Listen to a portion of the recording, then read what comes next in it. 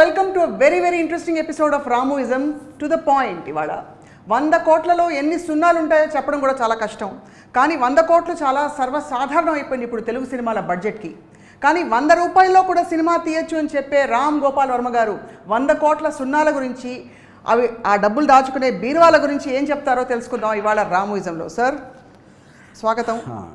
మీకు 100 కోట్లు అంటే ఫస్ట్ గుర్తొచ్చే టాపిక్ లేదు ఒక అంశం ఏమిటి? See, first of all, this so-called budget అనేది it's a very relative term use చేయడానికి.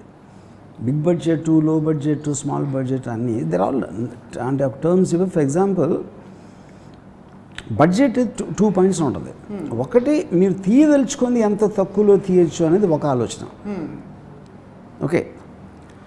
రెండోది, నా ఇమాజినేషన్ కంట్రోల్ చేసుకోవాలి, ఎందుకంటే అంత ఖర్చు పెట్టకూడదు అని చెప్పడం ఇంకో పద్ధతి.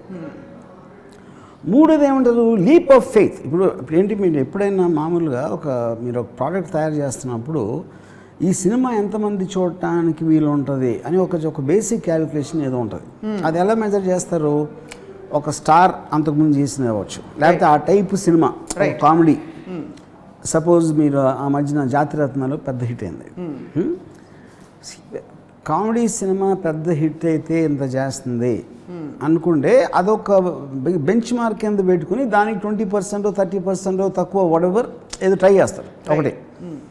రెండోది, మీ దగ్గర డబ్బులు లేవనుకోండి ఖర్చు పెట్టడానికి, any which way you have to wrap it up. అప్పుడు ఏమవుతుంది, ఉదాహరణకి నేను శివాలో రెయిన్ ఫైట్ ఉంటుంది.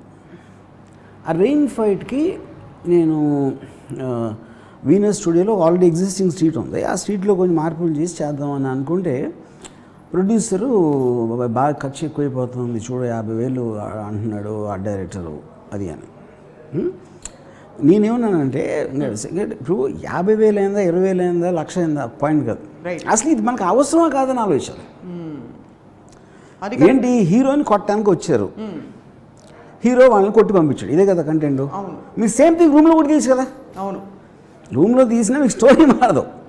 అప్పుడేంటి, నేను డబ్బులు ఖర్చు పెట్టను, ఇంతలోనే తీయాలి అనుకుంటే ఒకటి, కానీ ఇలా తీస్తే ఎఫెక్ట్ ఎక్కువ ఉంటుందా ఆడియన్స్కి అని ఆలోచించడం ఇంకోటి. So these are all variables. Okay. ఇప్పుడు ఫర్ ఎగ్జాంపుల్ రాజమౌళి ఇది ఉందనుకోండి, బాహుబలి వచ్చిన టైంలో మీరు మ్యాక్సిమం తెలుగు ఇండస్ట్రీకి 75 crore ఎంతో రికవరీ ఉంటుంది పెద్ద హిట్ అయితే. అలాంటి ఎగ్జాంపుల్కి అలాంటి అమౌంట్ అనుకుంటే దే స్పెంట్ హాఫ్, డబల్, 150. ఎందుకు? Which is what is called leap of faith. Right. మీరు మా సినిమా మీద ఇంత ఎక్స్ట్రాడినరీ కాన్ఫిడెన్స్ ఉంది కాబట్టి మనం కనీ విని చూడని ఎక్స్పీరియన్స్ ఇచ్చినప్పుడు ఆటోమేటిక్గా మనకి రికవరీ కూడా అంత ఉంటుంది అని ఒక నమ్మకం, which is called leap of faith. Leap of faith ఎందుకంటారు? మీకు ప్రూవ్ అవ్వలేదు అంతకుముందు, which is what happened in Titanic టైంలోనే Kevin Costner made a film called water world. అది కూడా అదే లీప్ ఆఫ్ ఫెయిత్, కానీ పడ్డదాడు. Water world became disaster and close the studio down. My goodness. So ఇంకొక ఇంగ్లీష్లో మీకు ఒక ఫ్రేజ్ ఉంది, the higher you jump the harder you fall అని. సో ఇది మైండ్ సెట్. కానీ ఇక్కడ ఏమొస్తుంది, మీకు ఎవరైనా స్టార్ట్ చేసే ముందు బ్రహ్మాండమైన సినిమా తీస్తున్నాను అనుకుంటాడు. అవును. అంతేగాని యావరేజ్ సినిమా తీద్దాంలే అనుకోడు అడుగురు. ఈ బ్రహ్మాండమైన సినిమా అంటే ఏంటి ఉద్దేశం? సూపర్ డూపర్ హిట్ అవుతుంది. అప్పుడు సూపర్ డూపర్ హిట్ అయితే ఎంత కలెక్ట్ చేస్తుంది అనే టెంప్టేషన్లో you don't not compromise. Especially మీకు స్టార్ కాస్ట్ ఫిలిమ్స్కి బడ్జెట్ కంట్రోల్ అనేది జరగదు, చేయటం అనేది ఎవరి వల్ల కాదు. ఓకే. యా, దానికి కారణం ఏంటంటే ఏ ఒక్క పర్సన్ చేతిలో ఉండదు ఆ కంట్రోల్. మీకు ఉదాహరణకి ఒక సినిమా గురించి చెప్తాను.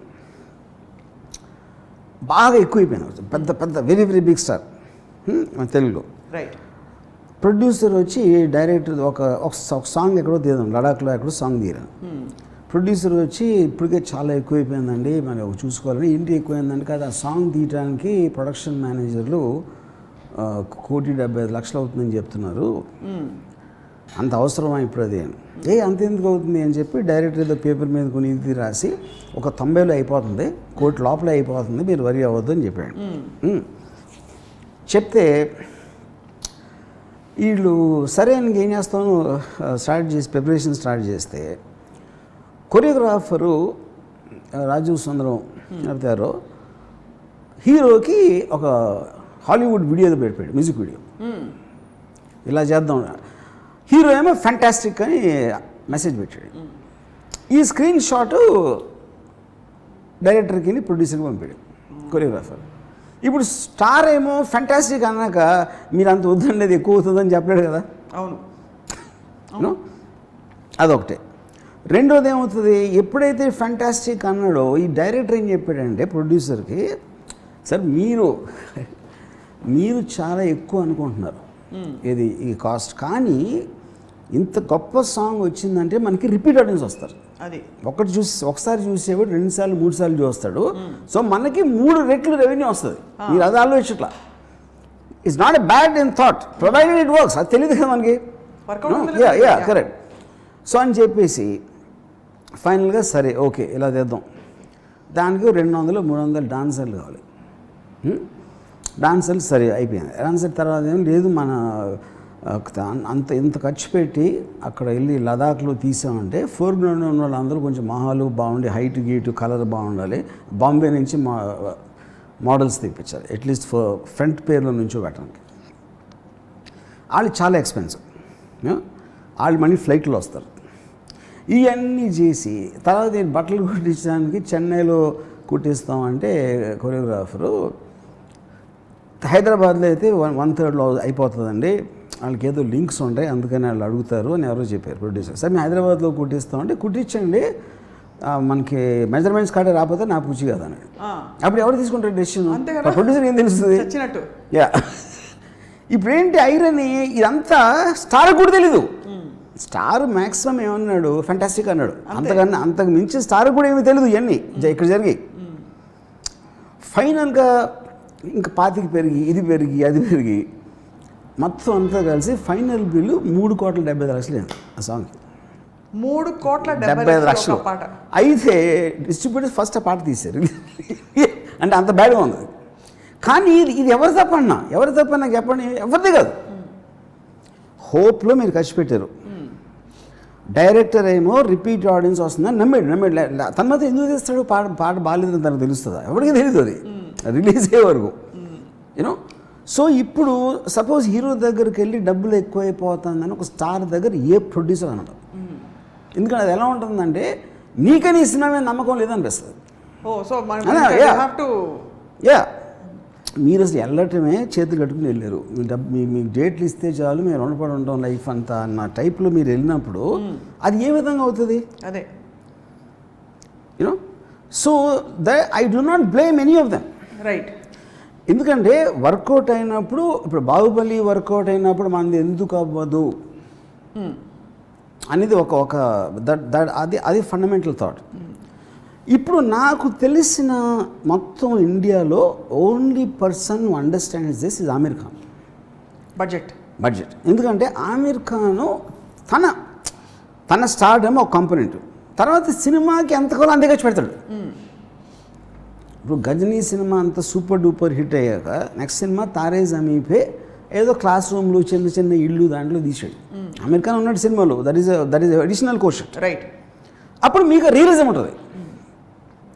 ఎప్పుడైతే మీరు ఆర్టిఫిషియల్గా మీరు కేవలం డబ్బులు ఉన్నాయి కాబట్టి అసలు కనీ విని ఎరగానే స్కేల్ పెంచాలి అని అనుకున్నప్పుడు that will be the problem. అది అక్కడ ప్రాబ్లం ఏంటంటే మనీ కన్నా ఎక్కువ it will primarily finish your story also. Me story చెప్పే విధానం మారిపోతుంది, జనాలు చూసే ఎక్స్పీరియన్స్ మారిపోతుంది. ఇప్పుడు ఫర్ ఎగ్జాంపుల్ నేను శివ తీసినప్పుడు నేను ఆ రోజుల్లో నాగార్జున సినిమా కలెక్టర్ గారు అబ్బాయి లేకపోతే 2-3 సినిమాలు వచ్చినాయి, వాటికన్నా చాలా తక్కువలో తీసాను. ఎందుకు తీసాను? మీరే బడ్జెట్ వేసి ఇచ్చారా? నేను లేదు, నేను వేయటం కాదు. ఎందుకని కాదు, ఫైనల్